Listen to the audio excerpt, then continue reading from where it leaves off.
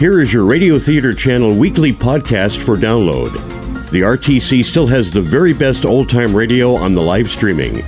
And if it's music you love, tune in to the RTC Music Channel, where this link and many others are on our website at oldtimeradiolisten.com. Now, here's Jim.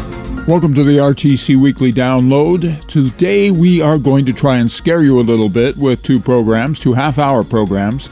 We'll start off with Escape and Back for Christmas from 1947. 30 minutes from now we have an episode of The Hermit's Cave from 1940, Notebook on Murder. Now settle down and turn down the lights and prepare to be afraid. Escape, Back for Christmas.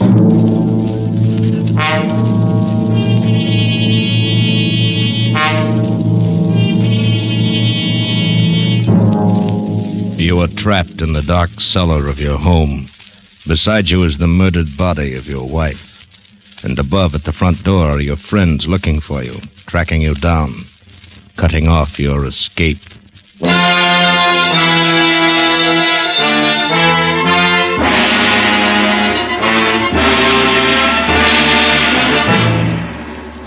Escape, produced and directed by William N. Robeson, and carefully contrived to free you from the four walls of today for a half hour of high adventure.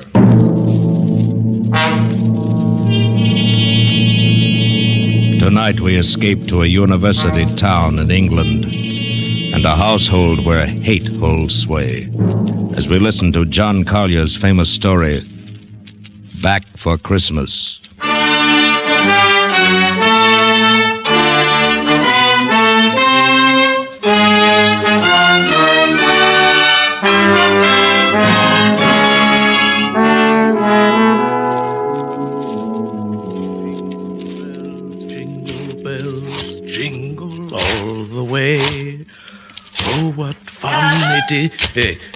Yes, my dear? What on earth are you doing down here in the cellar? Why, just a little digging. And why, may I ask, have you chosen this day of all days to dig up the cellar floor? Why, I thought as the weather has been so damp, this would be an excellent time to plant my devil's garden. Devil's garden? Whatever nonsense is that? Oh, that's my little joke about it. You see, I've managed to secure some of the spores of several unclassified wild orchids. In their natural state, they bloom under damp masses of leaf mold. The Araucanian Indians call them devil flowers because they appear to bloom under the ground. Well, I'm sure the Araucanian Indians will be very interested if you succeed in growing these ridiculous flowers under the cellar floor. Whom else it'll interest, I can't imagine. What's that terrible smell? Why, that's the leaf mold, my dear.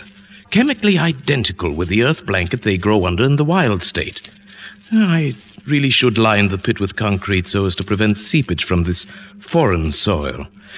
But I don't suppose there'll be time for it now. There certainly will not be time for it. Do you realize that we're sailing for America a week from today, and you've made no arrangements whatever? Unless you call digging a hole in the cellar making arrangements. I certainly don't. Devil's garden, indeed. Sometimes I think you're going soft in the head, Herbert. Well, I suppose it's inconsiderate of me, but you see, I've been wanting to try this experiment for a long time, but what with my lectures and seminars at the university, there never seemed to be time. Well, there certainly isn't any time for it now. I suppose you've forgotten I made an appointment for you at the barber's this afternoon? Oh, must I shave off my beard, Hermione? Now, we've been all through that. Of course you must. They don't wear beards in America. Go and get your jacket on and do as I tell you. Yes, Hermione. And don't forget to take your umbrella. It looks like rain. Yes, Hermione. Oh, don't look so put upon, Herbert. Someone has to plan things in this house, or you'd never even get to the university in time for your lectures, much less make arrangements for a trip to America. I know, but what of my specimens? There'll be plenty of time to plant your precious devil's garden when you get home from America. We're not going to be gone forever, you know. We'll be back here for Christmas. Yes, of course. Back for Christmas. I'd forgotten. Well, try to remember it. And if you can't do that, just do as I tell you. I've been making the plans in this house for 20 years, and if there's any digging to be done, I'll manage that as well. You understand, Herbert? Yes, Hermione. Good. You have just 20 minutes to clean this mess up down here and keep your appointment at the barber's. And when you finish there, I want you to come straight home. Why, I wanted to stop at Miss Markham's and pick up some books I ordered. Well, all right.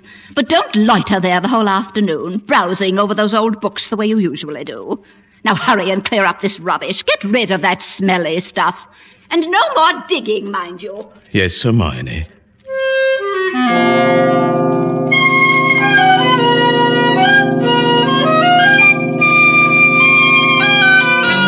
Yes, Hermione.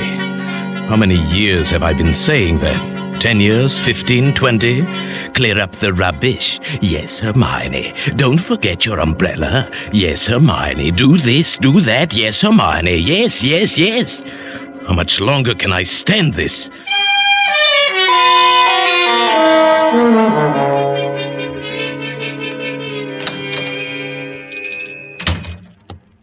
Good evening, sir.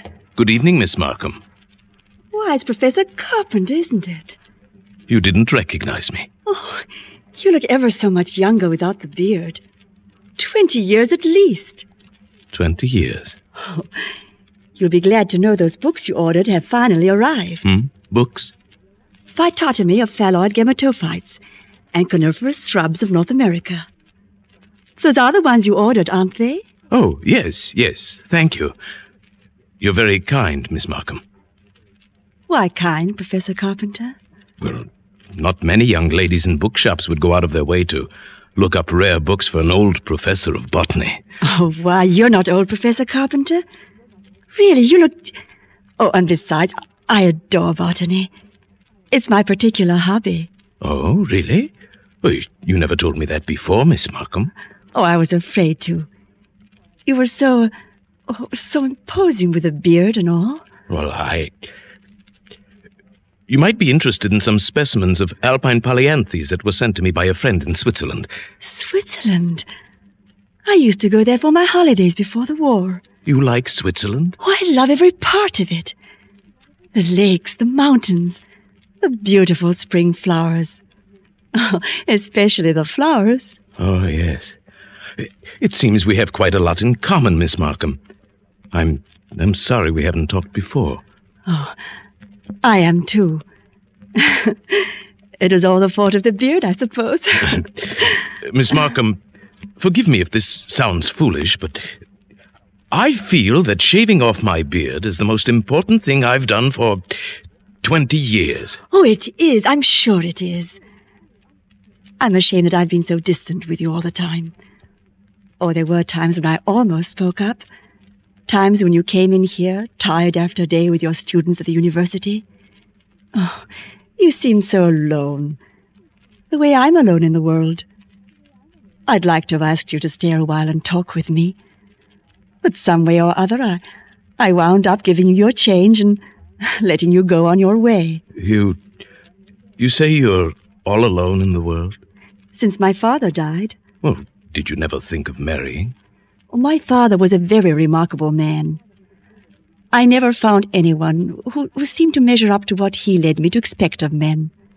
And then the war came. Miss Markham, It's been so long since anyone called me by my first name. I'd like you to, if you don't mind.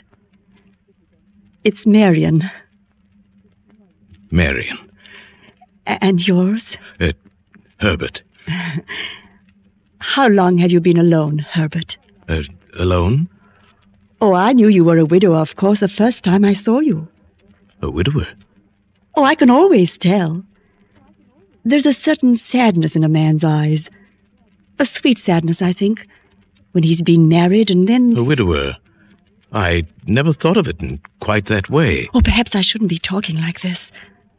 But I've often wondered what she must have been like. Your wife, I mean. Hermione? Not an easy woman to forget. Very strong, always managing things. The house, my wardrobe, my friends. When we dined at a restaurant, she even ordered my food. She was always managing things. You might say she managed herself to death. Oh, poor woman. She must have loved you very much. But she needn't have put herself out so. It's plain to see you don't need things managed for you. You need companionship, I think. Someone sympathetic with your work. But the last thing on earth you need is a manager. How well you put it. The last thing on earth.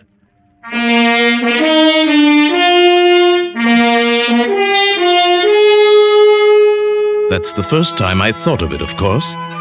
But suddenly a whole new world opened up before my eyes. Marion and America, and no more of Hermione's planning my life for me. By the time I got home, my mind was working overtime. Well, at last. You certainly took long enough about it. What are you looking so pleased about? I don't really know. Getting rid of the beard, perhaps. I feel 20 years younger. You look even smaller. Your face looks triangular or something. I'd forgotten your chin was so weak. Oh, but never mind that. You can grow it back soon enough after Christmas. Where are you going? Down to the cellar. I just bought this electric lantern, and I thought I'd put it away down there. Now, whatever possessed you to buy a thing like that? I don't know. I'd rather like this lantern. Might come in handy. Who knows? Now, Herbert, don't start digging down there again. I've 100 things to do putting the house in order before we leave. I want you to carry these boxes upstairs for me. Yes, Hermione. And if you're going down to the cellar, take this along and stuff it into the furnace. But this is my old bathrobe. I may need it. Oh, nonsense. I bought you a new one. Get rid of it. And don't start puttering down there with that devil's garden or whatever you call it. I'm through digging, my dear. I think the pit is quite deep enough now. For my devil's garden.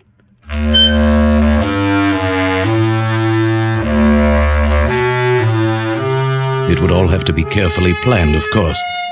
Just as carefully planned as Hermione was planning the trip to America. We both went about our respective engagements as the days passed. I spent all the time I could with Marion, and finally she consented. And then it was the last day, the big day, the day we were to sail for America. Operator, are you there? I'm still waiting on that call to Salisbury. Oh, well, put them on quickly. Hello?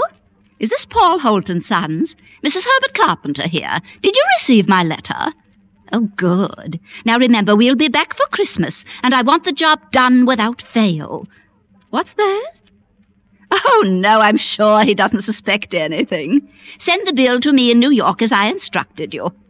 Oh, thank you so much. Oh, there you are, Herbert. Where have you been? Backstairs. I dismissed the servants. Dismissed the servants? But I've asked some friends in to a farewell tea. Go and tell them it's a mistake. I'm afraid it's too late now. They've packed and gone. Oh, you have messed up things properly. How many times have I told you to leave things to me?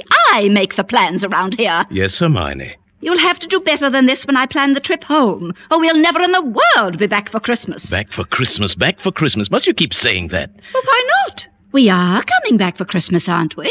Supposing I were offered a professorship in one of those wealthy American universities. Nonsense. Americans care nothing for botany. Luther Burbank was an American. Well, that's different. What have you ever done except muck around in the dirt with a lot of roots and tubers? They've asked me to lecture. That means something. Of course they asked you to lecture. Americans are paid to hear any foreigner deliver a lecture once. Now, there's no use getting yourself in a state about this, Herbert. No doubt this extra money will come in very handy when we arrive back for Christmas. Precisely. And it's no good you're making a joke of it. Heaven knows where you'd be today if I hadn't got a sense of time. Yes, my dear Hermione. And since you've been so foolish as to dismiss the servants, you may empty the ashtrays and straighten up this room while we're waiting for the guests to arrive. I'm going upstairs to change. Call me when they get here. Yes, Hermione. Yes, Hermione. Yes, Hermione. For 20 years, Hermione, always so right, thought of everything. Well, not quite everything. She's dressing now. Safe to call Marion. Oh, if Marion were to change her mind now, if she had any idea I was not a widower. Hello? Hello? Marion? Herbert? No, my darling. Nothing's wrong. My plans are the same, unless you've changed. Good. We'll meet in New York as we planned. Yes, I do love you, my darling. Herbert? I'm sorry, I can't talk any longer. Yes, I'll meet you in New York a week from tomorrow without fail. Goodbye till then. Herbert, were you talking on the phone just now? Yes, Hermione. Whoever was it? Freddie Sinclair, of course. Oh, Didn't I hear you say something about meeting somebody in New York? Why, yes. Old Freddie said he might possibly get out to America before we leave, and I said of course we'd meet him there if he decides to go. That seems very peculiar. But then all of your friends are peculiar. Yes, Hermione. And just look at your jacket. Have you been digging in that cellar again? Yes, Hermione. Well, there's no need for it. You can't possibly get that Devil's Garden thing finished. Go and change your clothes before the guests arrive. Yes, Hermione. Oh, never mind. I see somebody coming up the walk now. Go and let them in. Yes, Hermione. Herbert, Yes, my dear. look out the window. There's Professor and Mrs. Hewitt. But who's that with them? Why, Precisely. Freddie Sinclair. Peculiar. You should have been talking to him on the phone not 3 minutes ago. And now here he is. Yes. Yes, isn't it? But then, as you say, Hermione, all of my friends are peculiar. Not half so peculiar as you. Digging in the cellar an hour before we leave for America. Just look at yourself. And now that I think of it... Yes, Hermione? Oh, never mind. Go and let them in. You were going to ask me something, Hermione. About the hole I'm digging in the cellar. Oh, good heavens. Stop rolling your eyes about that way. One would think you were digging a grave down there instead of a storage bin. Yes, Hermione. What's that? I said yes, Hermione. Oh, bother. Open the door and stop saying yes, Hermione. I think, my dear, I've said it for the last time.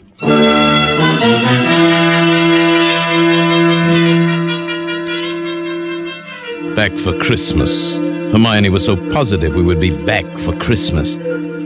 That last afternoon, pouring tea for a few friends who had come in to say last-minute farewells, she kept reiterating. Oh, I promise you, Mrs. Hewitt. Remember, we absolutely must have you with us for Christmas. Oh, we'll be back. It's not absolutely certain, of course. Herbert, what do you mean it's not certain? Of course it's certain. After all, Herbert, old boy, you've contracted to lecture for only 3 months. Quite right, but then, of course, anything may happen. Oh, Herbert adores being unpredictable. Now, what other man would dig a great hole in the cellar on the very day he was leaving for America? A hole in the cellar? Yes. He's going to put some unclassified wild orchids down there. A devil's garden, if you please. Sounds mysterious. That's Herbert, though he's really quite simple once you find out what he's up to. Now, take that telephone call he put through to you a few moments before you arrived, Freddie. To me? Yes. Herbert wanted to surprise me about your plan to meet us in New York next month. That's why he called, of course, to ask you not to mention it. But, my dear Hermione, Herbert couldn't possibly have telephoned me within the past hour. I've been walking in the park since 3. He didn't telephone you? Well, how could he? And as for my going to America... Oh, now, come, Freddie. You may as well own up. Hermione has found me out again. But, Herbert, old chap, I really don't understand. There. You see what a poor liar Herbert makes. He's red as a beetroot. Aren't you ashamed of yourself, Professor, stringing poor Hermione along like that? And as for you, Freddie, I'm furious you said nothing to us about going to America. But look here, old girl, I've been trying to tell everyone that I have Oh, no... stuff and nonsense. The game's gone on long enough. Perhaps Herbert's merely planning a surprise for me. Yes, let's leave it at that, my dear. Well, we must start getting ready. It was marvelous of you to come in to say goodbye. And don't worry about Herbert's little jokes. I will bring him back for Christmas. You may rely on it. They all believed her. For years, she'd been promising me for dinner parties, garden parties, committees. And the promises had always been kept. This time they wouldn't be. I'd seen to that. The servants were gone for good, the farewells all said. I had timed to the minute how long it would take to fill in the hole in the cellar, in my devil's garden. Upstairs in the bedroom, I undressed, folded my clothes over a chair, and put on my old bathrobe. Then I opened the door into Hermione's room. Are you ready, Herbert? Hermione, have you a moment to spare? Of course, my dear, I've just finished. Then do come in here for a moment. There's something rather extraordinary here. Good heavens, Herbert, what are you lounging about in that filthy old bathrobe for? I told you to put it into the furnace. I shall do it today, yes. I really will, I promise. Well, high time. Now, what is it you want to show me? In the bathroom here. Just look. Who in the world do you suppose dropped a gold chain down the bathtub drain? Nobody has, of course. Nobody wears such a thing in this house. Then what's it doing there? I don't see anything. Here. I'll hold this flashlight for you. If you lean right over, you can see it shining deep down. Oh, such a lot of nonsense. Just whisper. I don't see it, Herbert. Go on looking, Hermione. In just a moment. Herbert, I absolutely refuse to wait. Herbert, what are you doing? Take your hands off my neck. I will, Hermione, just as soon as I've finished the arrangements for my trip to America. What are you talking about? You thought you were the only one who could plan things, didn't you, Hermione? Well, I've been making some plans of my own this past week. In exactly 2 minutes, you'll be dead, Hermione. You see, 2 minutes. I've planned it very accurately. You'll never get away with it. Let me go. I thought you'd say that, but I will get away with it. You won't mind the smell of the leaf mold down in the cellar when I take you there today. Yes, that's where you're going, Hermione. Into my devil's garden that annoyed you so much. Oh. The soil is full of clay. It won't settle too much. In a month or so, it won't even look as if it had been dug up. My friends, they all expect me back for Christmas. They don't hear from me, they'll wonder. And if I don't come back, they'll start asking questions. Oh, no, they won't. Because you'll write them letters, Hermione. On the typewriter, as you always do. They'll be signed H in that neat, cryptic way you always sign your notes to your friends. Let me up. No. It won't work, Herbert. You never were any good at planning things. Oh, but I've changed, my dear. I've learned from watching you all these years. The lecture people in America, they'll expect you to be traveling with your wife. I will be traveling with my wife. But her name will not be Hermione. Fortunately, they'd never met you. I'll write a few letters home for you. Then fewer and fewer. Write letters signed with my own name. Always expecting to get back, but never quite able to. I'll keep the house 1 year, and then another and another. They'll get used to it. I might even come back alone in a year or two and clear it up properly.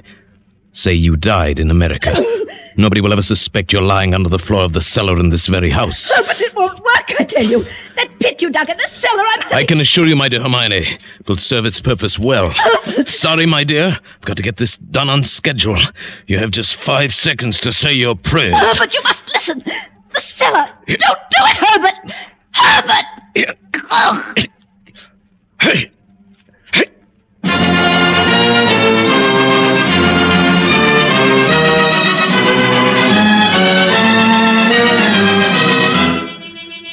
The water cut off at the main as I knew she would order it. She was so thorough, but so was I.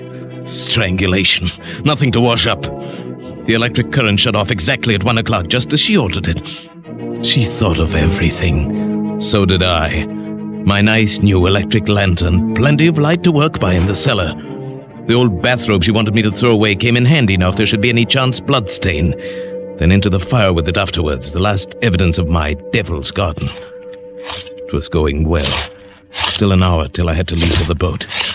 The hold was almost filled. No. Oh, no, not now. Go away, please. Whoever you are, go away. Did I lock the front door? If it's the Wallingfords... Oh, no, no. Go away. Go away. I say, Herbert, old thing. Woohoo, Hermione! Just keep calm, quiet. They won't look down in the cellar. Keep calm. They'll go away. Where the dickens can they be? Oh, the car's there. Maybe they popped round to Liddell's. Oh, we must see. Oh, the shops, maybe. Something at the last minute. Oh, not Hermione. Shall I shout? Oh, don't. Might not be tested. No harm in a shout, my love. No, let's come in our way back. Hermione said they wouldn't leave till 7. Oh, all right. Only I want a last drink with old Herbert. He'd be hurt, you know. All right, let's hurry. We can be back by 6:30. 6:30. There's still time.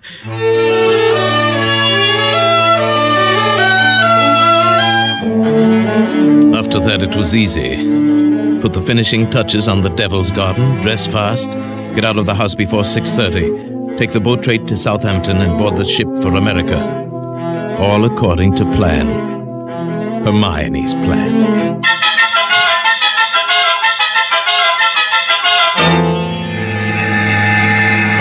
I say, Stuart. Right, sir? My wife is indisposed. She'll be taking her meals in our stateroom. Oh, for the old voyage? Yes, for the whole voyage.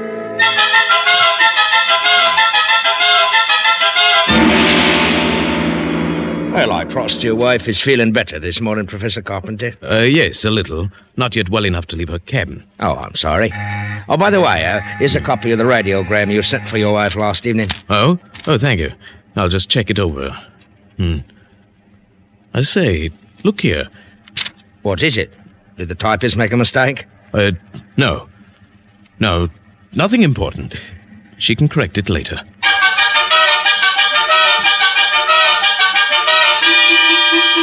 For a moment, I had the feeling that Hermione had been leaning over my shoulder again, correcting what I'd written, as she always did.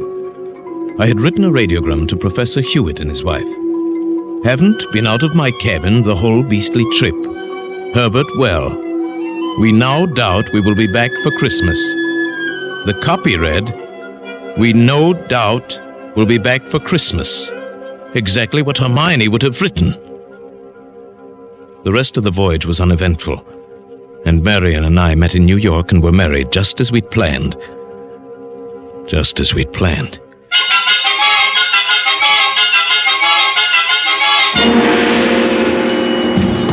Professor and Mrs. Carpenter, we have reservations, I believe. Oh, yes, we've been expecting you, sir. Boy, take Professor and Mrs. Carpenter's luggage up to their suite. You know, Mrs. Carpenter, you're quite a surprise.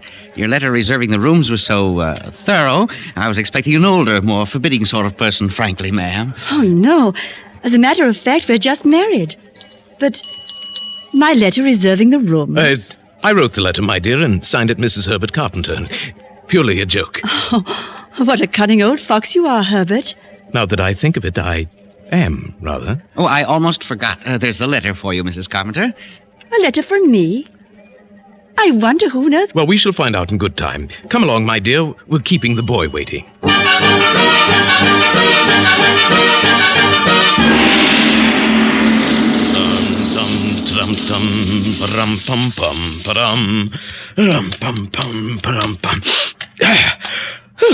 Nothing like a cold, brisk shower to put a man to rights.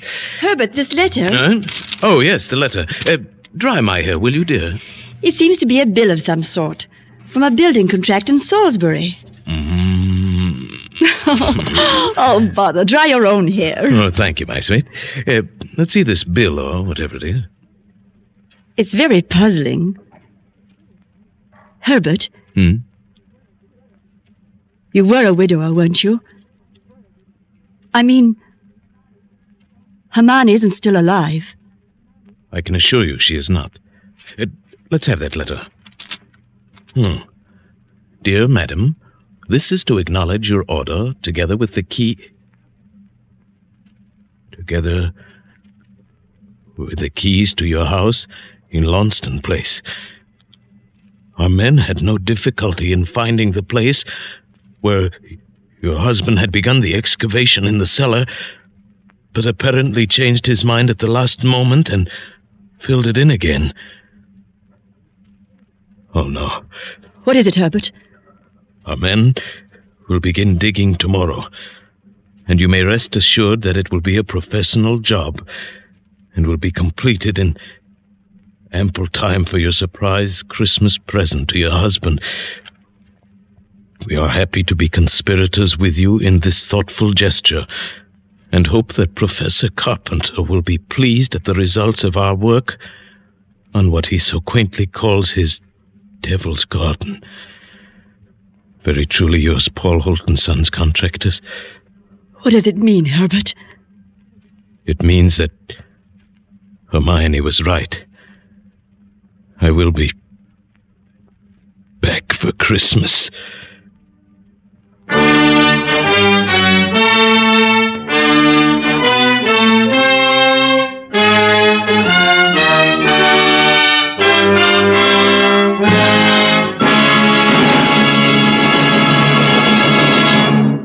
Escape is produced and directed by William N. Robeson, and tonight brought you Back for Christmas by John Collier. Adapted for radio by Robert Tallman, with Paul Frees as Herbert, Eleanor Audley as Hermione, and Marta Metrovich as Marion. Music is conceived and conducted by Cy Fuhrer. Next week... You were lost in a London fog, exhausted and frantic, unsure if the figures looming around you are real or creatures of your fear, and behind you, pursuing you, intent on killing you, lurks a murderer from whom you must escape.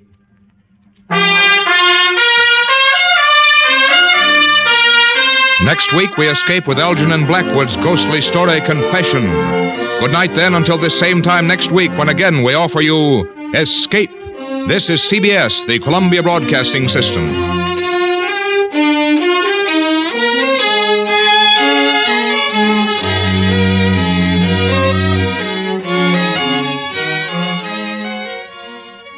The Mummers in the Little Theater of the Air.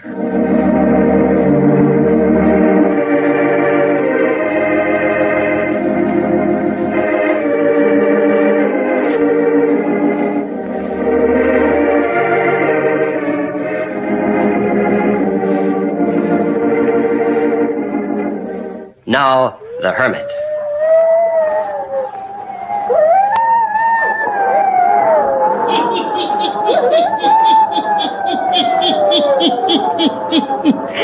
Ghost stories, weird stories, and murders, too. The Hermit knows of them all. Turn out your lights. Turn them out. Have you heard the story, Notebook on Murder? Eh? Then listen while the Hermit tells you the story.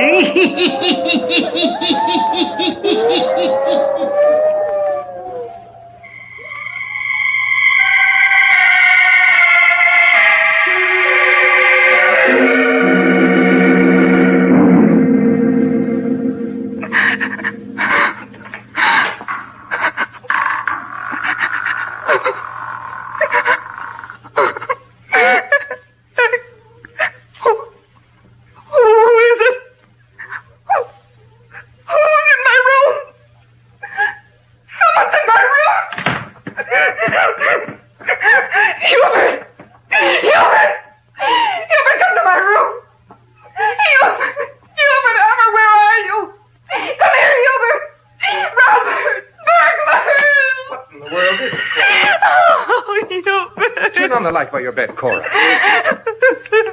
There, now, what's all the racket about? Well, stop crying and tell me what it is.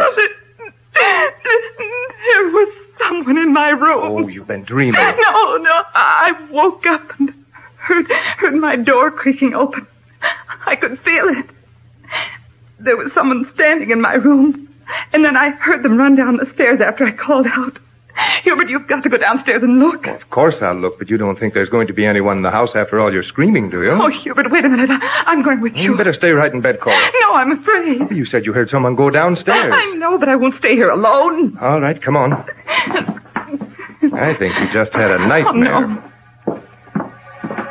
That's a nice way to wake a guy up out of a sound sleep.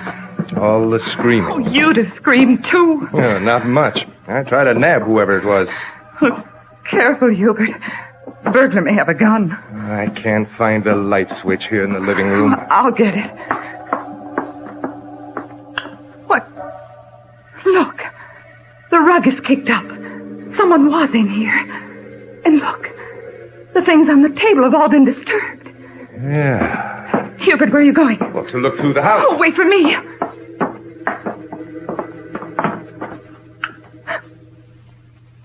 Hubert. The dining room window. I see it. Well, by George. It came in through the dining room window. Well, it should have been locked. I thought it was. I haven't had these windows open for ages, not since I've been home. Well, I'll be... Where are you going? Why, to phone the police. There sure has been someone in this house.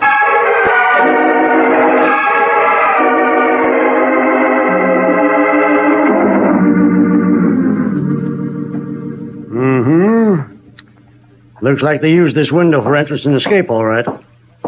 Hal, find any footprints outside the window? No, not a darn one. Well, maybe they didn't use the window. Well, there's a cement drive outside this window. It's possible they could have stepped on the cement both entering and leaving.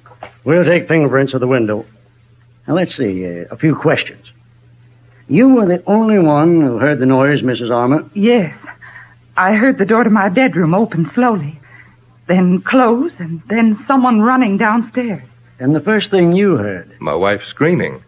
How far is your room from hers? Just across the hall. Are you a sound sleeper, Mr. Armour? Well, I guess so. I rarely wake up during the night. And you, Mrs. Armour? I don't sleep so well. You see, I've been ill and in the hospital. I'm not well at all. There now, Cora, everything's all right. My wife had a nervous breakdown recently, officer. Oh, I see. Well, just a few more questions, and then we'll let you go back to bed.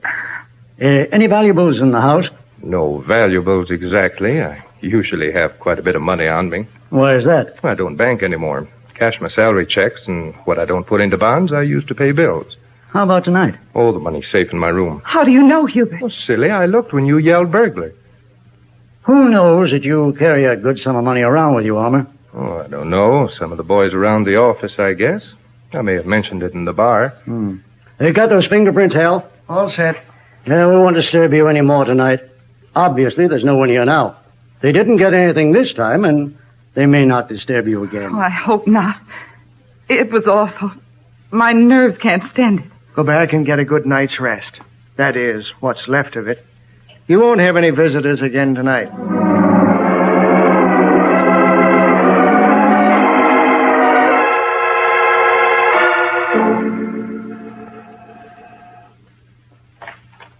Good morning, Mrs. Armour. Remember me? Oh, yes. You're one of the policemen who was here last night. Mind if I come in? I'd like to ask you a few questions. No, come in. I was just out in the kitchen finishing up the breakfast dishes. Well, then we'll go out there. I can talk to you while you work. Did you sleep after we left? Well, yes, sir, I did. And you know, this morning I can't remember much of what happened last night. Is that so? But I don't remember things well at all. Not since I've been sick. Lots of times things are foggy with me. How long were you in the hospital, Mrs. Armour? Let's see. It was a long time, over a month, I guess. What brought on your illness, Mrs. Armour? Well, sir, I don't know exactly. Were you unhappy? Yes, sir, I was. What about? Well, Hubert got so he didn't pay any attention to me. That's so? Stayed out a lot nights? Yes, he did. He was never home. But since I've been in the hospital, he's been wonderful to me. Kind and good and home every night. Oh, came to his senses, did he? Yes, sir. There's been a great change in Hubert. That's good. Yes.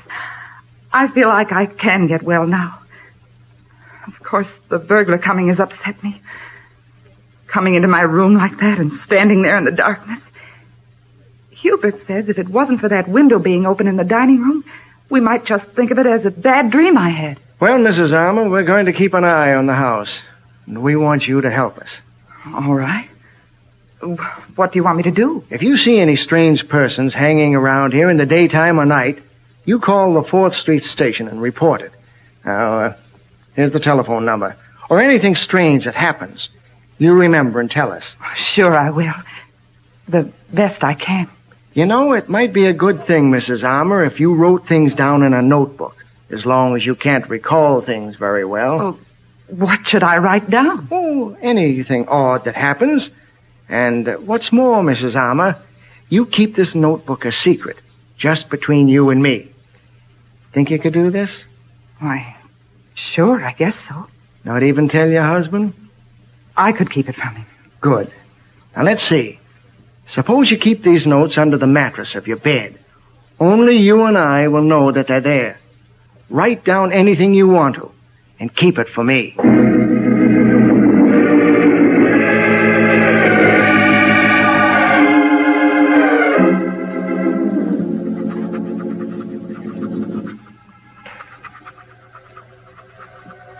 There was a peddler at the door this afternoon.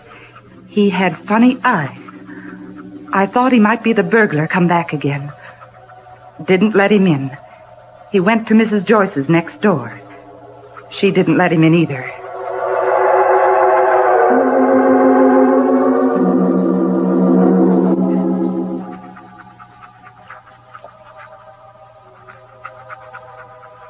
Hubert read to me tonight about a burglary on the south side of town.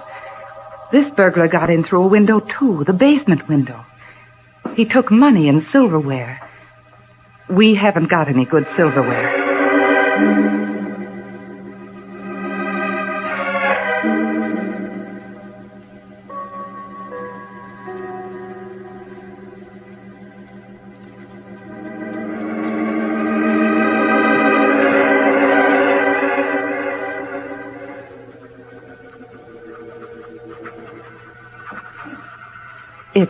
15 minutes to 12, midnight. I just woke up, and I'm scared. Awful scared. I'm writing in this notebook because I've sort of got accustomed to doing it. And it steadies my nerves a little. I've been writing in it for a couple of weeks now. But the policeman called Hal hasn't been around to see it. Maybe it's because I haven't called or had anything to tell him. But I'm scared tonight. It was at supper that Hubert said... You aren't frightened of burglars anymore, are you, Cora? Sometimes I'm afraid of him coming back again. Oh, fiddlesticks. There won't be any more disturbance after all this time has passed. Oh, I hope you're right. Of course I am. Well, anyhow, I have to go out tonight. Oh, Hubert. Now, don't cloud up and cry, baby. No one's going to hurt you. What's more, we'll see that all the windows are locked and the doors. Why do you have to go out, Hubert? A buyer. Boss asked me to see him tonight. I'm afraid. Terribly afraid. Now, listen, there's nothing to be afraid of. Before I go, I'll see that you're safely tucked in your bed. Well, you were complaining before supper about being tired. So you can take a little sleeping pill and go to bed early. Then I'll lock all the doors and you'll be as safe as a bug in a rug. What's more, I'm going to be home early. I told the boss I couldn't leave my wife for too long a time. So Hubert got me all fixed up. And after taking the pill, I did fall asleep. But a little while ago, something must have woke me up. It's exactly 12, and Hubert isn't home yet. I know because I just called out and he didn't answer me. It must have been about 10 or 15 minutes ago that I woke up and heard something outside my room.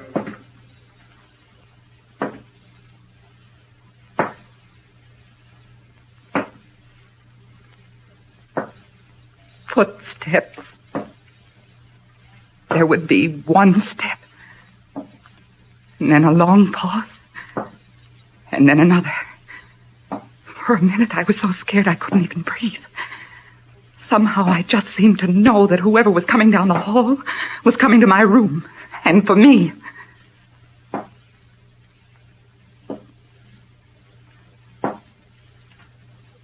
For a few seconds, I couldn't move, just sort of paralyzed with fear. And then I got brave enough to reach out and turn on my bed lamp.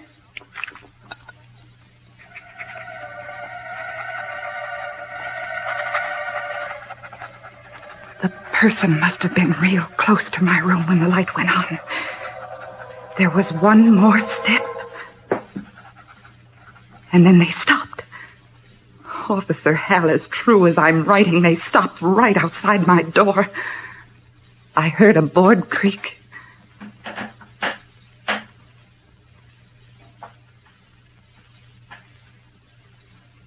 Then all was very, very still. For almost years, it seemed. And then I heard, very quietly, as if someone was tiptoeing, footsteps leaving my room.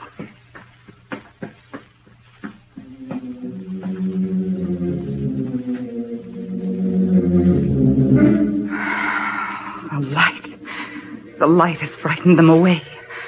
Oh, I'm so certain that it was someone coming for me, but what am I going to do?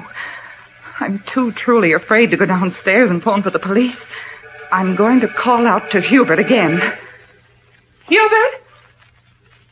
Hubert? No, Hubert isn't home yet. Or perhaps whoever has come into this house has done something to Hubert. Hubert!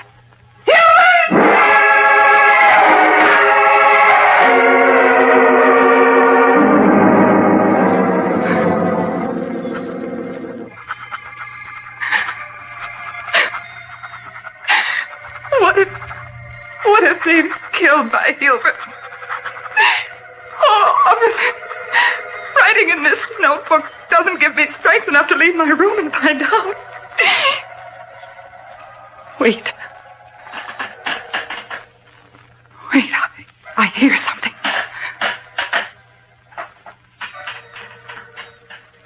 There's someone outside my door. I know it. Someone just moved outside my door. I'm going to hide this notebook under the mattress like you told me to do, and then I shall scream out the window for help.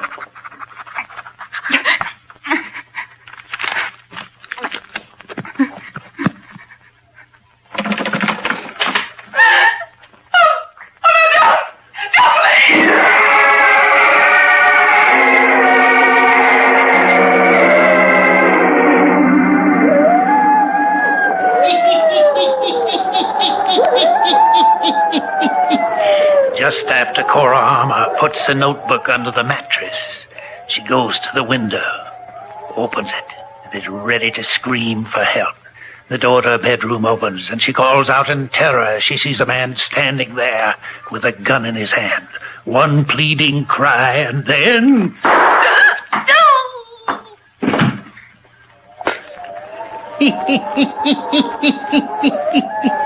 Cora Armour has been shot, murdered.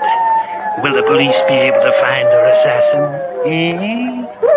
The Hermit will tell you before the night is done.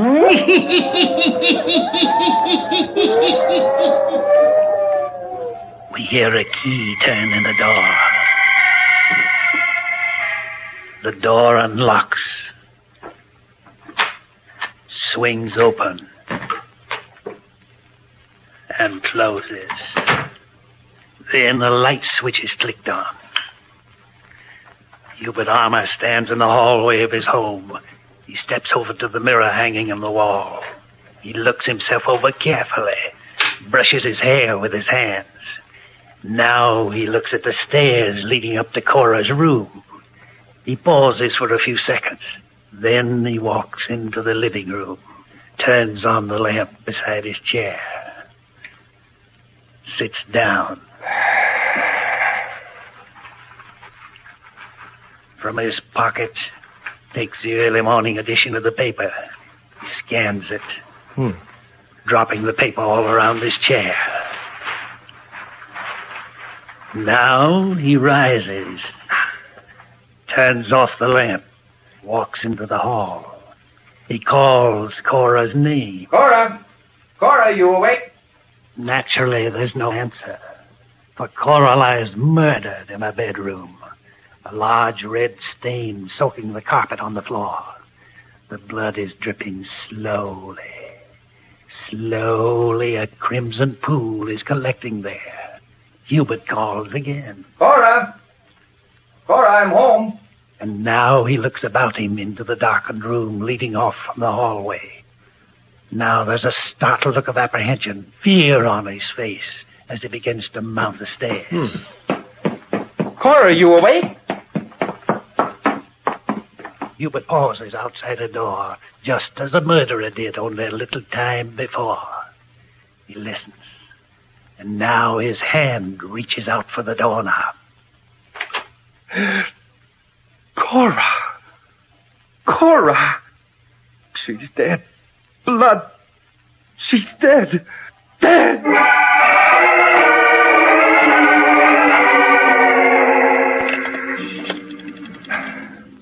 Operator, get me police headquarters, please.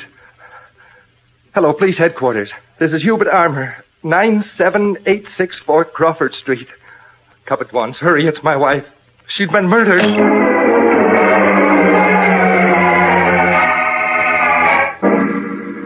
All right, Armour. Suppose you tell your story over again, just as you told it before. And you left the house when? At 7:30, officer. And where did you go then? I went directly to the office where I was to meet Mrs. Davis. Was she there when you arrived? Oh, yes, sir. She was waiting in her car outside the office building. And this was approximately at what time? Well, I think it must have been about 8 o'clock. 8 o'clock. Mrs. Davis will be able to verify this? Oh, yes, of course, officer. Well, why are you grilling me so carefully? That isn't going to help us find out who killed my wife. Go on with your story. Well, I suggested to Mrs. Davis that we drop into the Greenbrier Club to discuss her insurance policy, and she agreed. Yes? Go on. So we left her car standing near the office, and she got into mine, and we drove to the Greenbrier Club. The doorman took care of your car? Oh, yes, sir, and he'll remember that. Well, you can check all of this that I'm telling you. We will. Go on. Well, there isn't any more to tell. We sat there and talked, had a bite to eat. What time did you leave the club? Oh, a little after 10, I think. Then what did you do? Well, I took Mrs. Davis over to her car. Then? I drove straight home, put the car in the garage. What time did you get home, Mr. Armour? I didn't look at my watch, but it must have been a little after 11. But you didn't call us about the murder of your wife until 20 minutes after midnight. Why was that? I didn't know my wife was murdered, officer. I called out to her when I came home, but she seemed to be sleeping. She'd taken a sleeping pill before I left tonight, so naturally I thought she was still asleep. So what did you do then? I went into the living room with a paper, sat there and read a while. All the while until I went upstairs and discovered my wife's murder. I don't know what time it was I called you. We know. And we know other things, Hubert Armour. We know at what time your wife was murdered. She told us. What do you mean she told you? She told us just as much as if she were alive now. But I don't understand what you're driving at. No? And when your wife told us at what time she was murdered, she also told us who murdered her. Who? Who did it? You were very clever, Hubert Armour, from the very start. When you planned this crime. When you called us here to hunt for a burglar who was no one but yourself. That's a lie. You built this thing up slowly. Tonight you carefully accounted for your time up till 11 o'clock. The remainder of your alibi was weak. It might have been strong enough if Cora Armour had not left us a notebook on crime. What? I asked her to keep a notebook, to tell me all the strange things that happened in this house. She did. She kept it faithfully. Midnight tonight, you, according to her own writing, were not home. She called out to you, but you didn't answer. But you were here. You came in. You crept to the door of her room. You lost your nerve. You came back at midnight, shot her, left the house to dispose of the gun, returned, sat down on your chair and looked at the paper, then went upstairs to look in her room and to report her murder. Yes, Armour, you had it all planned very carefully. But you didn't reckon with Cora Armour's notebook. There's someone outside my door. I know it.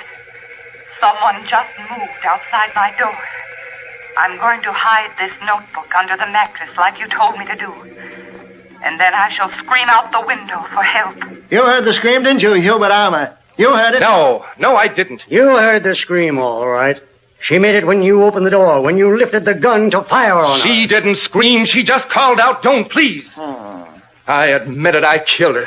She was a stone around my neck, nagging, never well. I hated her. I wanted freedom. She wasn't well because she feared you, Hubert. She feared you all the while. It was fear that sent her down to a sanitarium.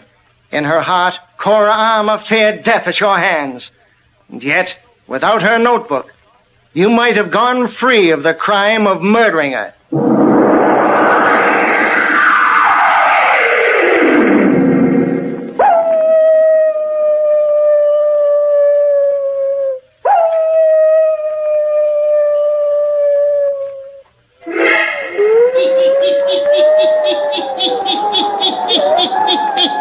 And thus did a notebook kept by a woman right up until the second of her death bring a murderer to justice. A notebook which spoke as strongly as if Cora had returned from the spirit world to point her finger at the guilty one. Yes, turn on your lights. Turn them on. I'll be back. Pleasant dreams.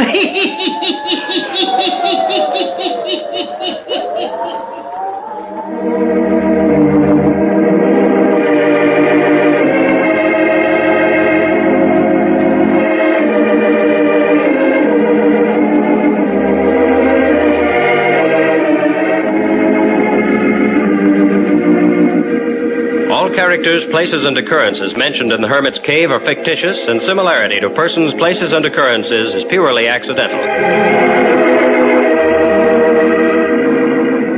You have been listening to the Radio Theater Channel Weekly Download. Check out our continuous stream at www.otrlisten.com. And join us next week for another Radio Theater Channel Weekly Download.